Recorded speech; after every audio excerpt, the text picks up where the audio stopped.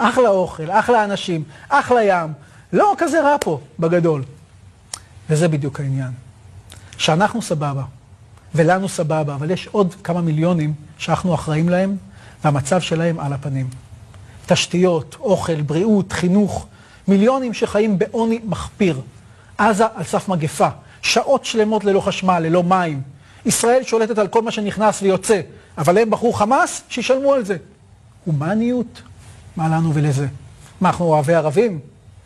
מאז שממשלת הימין בשלטון נשמעים יותר ויותר קולות המזהירים מאפרטהייד. אתם עושים צחוק? האפרטהייד כבר מזמן פה, מזמן. אנחנו פשוט בצד הנוח שלו, אז הוא לא כזה מפריע לנו. שנים אנחנו כבר מתעללים על בסיס יומי בפלסטינים, מונים מהם זכויות בסיסיות. ביהודה ושומרון לוקחים להם קרקעות. פעם עוד גייסנו כספים דרך הקרן הקיימת לקנות מהם את האדמה. היום מעבירים חוק שאפשר לקחת אדמות וזהו. חיילים יורים במיידי אבנים פלסטינים כי הם סכנה אמיתית, אבל אם בישראל מיידים אבנים זה אפילו לא יגיע לכתב אישום. עוצרים עיתונאים פלסטינים במעצר מנהלי, בלי משפט, בגלל שהם כתבו משהו. כל פעם שאצלנו יש חג או שמחה הם בעוצר, שחלילה לא ירסו לנו. שנים אנחנו מעמיקים את השנאה, אותה שנאה שאחר כך נתלונן עליה בכל משא ומתן. למה אתם מסיתים את הילדים שלכם נגדנו?